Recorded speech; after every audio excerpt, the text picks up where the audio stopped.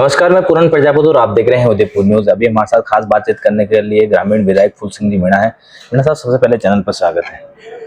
बहुत बहुत धन्यवाद आपकी चैनल को, मेरी तरफ से सभी श्रोताओं को मेरा प्रणाम और नमस्कार। डीएमटी फंड की आज बैठक हुई थी, किस तरह के प्रस्ताव लिए गए, जो पूर्व में जो प्रस्ताव में आए थे उनको क्या क्रियान्वित हुआ, उस पर बताएं। आज डीएमएफटी फंड की बहुत दिनों बाद में बैठक हुई है। पुराने काम में जो शीतलता आई है उसमें सबको पाबंद किया है और उसमें सरलीकरण क्या हो सकता है जिससे हमारा ये जो डीएमएफटी फंड का जो पैसा है जो जनता के बीच में विकास में पूरा लग जाए और जल्दी लगे, समय पे लगे। उसके लिए रमसा और समसा का जो भी वर्क चल रहा था उसके ऊपर सबने प्रश्न चिन्ह लगाया। अब की बार उसको नहीं देकर, चाहे नगर निगम में है तो उस एजेंसी चेंज करके नगर निगम में, पंचायत समिति में है तो पंचायत समिति या पंचायत को देकर ये हमारा काम को गति देने का हमने पूरा प्रयास किया है। विशेष करके इस बजट के अंदर शिक्षा विभाग को हमने लिया है। जो बच्चे बाहर बैठ रहे हैं, जो कक्षा कक्ष नकारा कर दिए हैं, उनको प्राथमिकता में लेकर उसको लगाना, बनाना और बच्चों को सुविधा देने का निर्णय लिया है। क्योंकि जब तक स्कूल के अंदर कक्षा कक्ष नहीं होगा तो बरसात और गर्मी के अंदर परेशानी आती है। सर्दी में धूप में बैठ के भी पढ़ ले, मगर ये शिक्षा स्तर का ये मतलब एजेंडा नहीं है।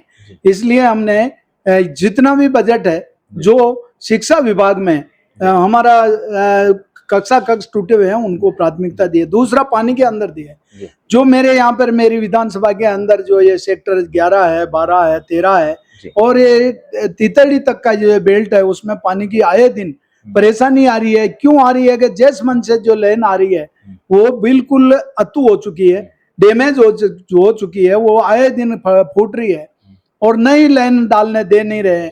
और उनकी भी वाजिब मांग है कि भाई जैसमंद को भरो और पानी ले जाओ।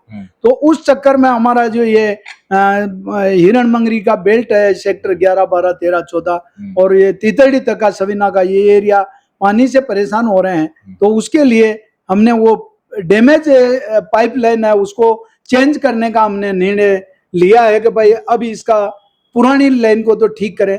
दूसरा, मानसी वाकल का जो पानी आ रहा है जिसको जैसमंद वाली लाइन से भी जोड़े और जैसमंद का पानी अगर ज्यादा है तो इधर दे दें और इधर खराब हो गया या कुछ हो गया तो उधर दे दें। ऐसी व्यवस्था के लिए मैंने मुद्दा उठाया है। तो वास्तव में पुराना काम के अंदर गति का शमशान की आपने बात कही थी। शमशान में जो टीन शेड लग रहे हैं डीएमटी फंड से, वो कहीं पर ज्यादा बड़े लग रहे हैं, कहीं पर छोटे लग रहे हैं, कहीं पर जो है उनका कोई मार्ग जो है उनका फिक्स ऐसा नहीं है कि इस तरह के ही जो है लगेंगे। उसका भी अब उसका भी क्वालिटी मेंटेन करके इस में कोई ऐसा एजेंडा रखेंगे कि भाई इस क्वालिटी का ये इतना बड़ा डोम के अंदर ये क्वालिटी लगेगी, वो निश्चित करके ही हम डोम लगाएंगे। जी, कल एक बड़ी कार्रवाई हुई थी बड़ी क्षेत्र में यूडीए के द्वारा, उससे पहले वहां पर भी हुई थी, उस पर भी कोई कार्रवाई नहीं हुई। जो लोग मकान बना लेते हैं यूडीए की जमीन पर आपकी विधानसभा क्षेत्र, क्योंकि रूरल पूरा बेल्ट आपका है, उसके बाद जो है यूडीए प्रशासन जागता है, उससे पहले अधिकारी क्यों नहीं चेत से सर? ये वास्तव में अधिकारियों की लापरवाही है। जब बेचारा गरीब आदमी कहीं सस्ता मिलता है तो ले ले। मेरी विधानसभा में भी यही हुआ। मेरी विधानसभा तो दोनों ही मेरी है, मगर वहां पे कोटिया फड़ा में जो हुआ था उसमें भी मेरे को बहुत पीड़ा हुई। एक बच्ची बेचारी, उसके बच्चे स्कूल गए थे, वो बर्तन मांजने गई थी और वापस आई तो उसको मकान नहीं मिला। तो उनको हमने मतलब सामुदायिक भवन में ठहराने की व्यवस्था करवाई है। ऐसी नौबत नहीं आए डबल मंजिल बन जाए, उससे पहले ही मैं मतलब प्रशासन से बात करूंगा कि जो ऐसा कोई काम अतिक्रमण का हो रहा है तो उसको तुरंत प्रभाव से रोके। और दूसरा, लोग है जो उस सस्ता दाम में प्लॉट मिल रहा है तो वो उसको लेकर बेचारा उसके की मिली भगत रहती है। क्योंकि सर जब बेचते हैं, जब लेटर साइन कराते हैं, जहाँ पे डॉक्यूमेंट साइन कराते हैं, तब तो अधिकारी को सब पता है यहाँ पर कब्जा हो रहा है, यहाँ पर भवन बन रहा है। जब बन जाता है फिर कहीं से कोई से प्रेशर आता है तो फिर उसको ध्वस्त किया जाता है। ऐसा है कि प्रशासन को इसका पता नहीं रहता है, क्योंकि एग्रीकल्चर लाइन हो तो उसका एग्रीमेंट होता है तो उसमें प्रशासन लिखने, रजिस्ट्री भी होती है, सब कुछ होती है।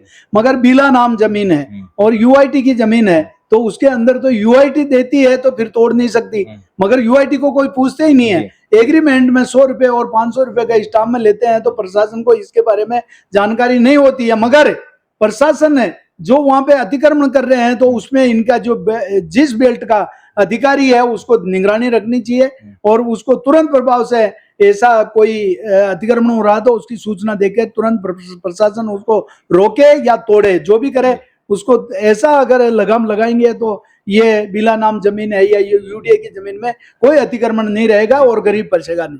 राष्ट्रीय लोकतांत्रिक पार्टी के सुप्रीमो है हनुमान बेनीवाल, उन्होंने मुख्यमंत्री को मूर्खाधिराज की उपाधि दी है। उन्होंने कहा है कि मंत्री हैं सारे बोधू मंत्री हैं और जो मुख्यमंत्री है वो मूर्खों का राजा मूर्खाधिराज है, उस पर क्या कहना है? ऐसा है कि उनकी मानसिकता उनके इस स्टेटमेंट से ही लग रही है कि उनकी मानसिकता क्या है और किसके लिए बोल रहा है। कम से कम अपने अंदर देखे कि उनके लिए कोई ऐसी कोई बात कहे तो उनको अच्छा लगेगा क्या। कम से कम उनको मर्यादा में रहकर हमारे जो ऐसे पद पर संवेदन पद पर रहने वाले व्यक्ति के लिए ऐसी भाषा का उपयोग करना उनकी मानसिकता का परिचय देता है और उनकी ऊंची मानसिकता है जो ऐसे मतलब बयान देके वो सुर्खियां में तो आ सकते हैं मगर जनता सब समझती है, उनको समय पे जवाब देगी। मंत्री को बोधू मंत्री कहा है, मंत्री है कुछ काम किया नहीं। मैंने आपको कहा ना उनकी जैसी मानसिकता है वैसी ही वो स्टेटमेंट देंगे, उसके लिए मैं कुछ नहीं कहूंगा। मदन राठौड़ हैं भारतीय जनता पार्टी के प्रदेश अध्यक्ष, उन्होंने कहा है कि हनुमान बेनीवाल का जो सामाजिक बहिष्कार होना चाहिए। जगह जगह पर जो भारतीय जनता पार्टी के कार्यकर्ता हैं वो पुतला भी दहन कर रहे हैं, ये सब कुछ कर रहे हैं। उसको लेकर जो है हनुमान बेनीवाल ने उनको लीगल जो है नोटिस भी दिया है कि मेरा सामाजिक बहिष्कार किस तरह से किया जाता है। अब ये तो वो खुद अपने आप में सोचेगा क्यों कर रहे हैं, कैसे कर रहे हैं, वो तो समय बताएगा। उनको सोचना चाहिए।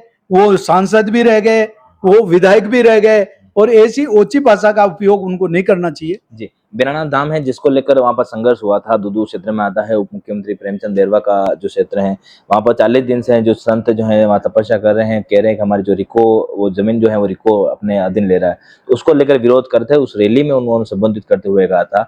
तो क्या संत के और समाज की और हिंदुत्व की बात करने वाली भारतीय जनता पार्टी संतों की बात भी नहीं सुन रही क्या सर?